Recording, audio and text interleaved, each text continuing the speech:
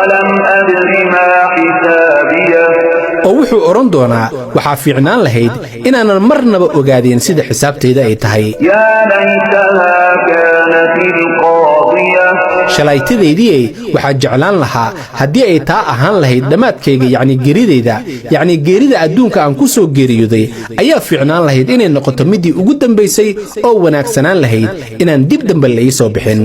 halkan ayuu qofkaasi wuxuu ka bilaabi doonaa shalayto midii ugu xumayd maadaama intuu adduunku uu joogay isku arki jiray inuu yahay qof hanti iyo caruur iyo wax walba isku dul saaran yihiin laakiin markii kitaabkiisa bidixda laga siiyo ayuu ogaan doonaa xaqiiqda isagoo oran doona sidaan ما أغنى عني ماليه war hoogay maalkaygii iyo hantidaydii waxba iima tarin maanta waa maalkii adduunka aan ku ururin jiray maanta waxba iiguma tarin xagga alle oo qof ka qaadanaysa hantidiisa ma jirto si loogu cafiyo inuu yahay maal qaben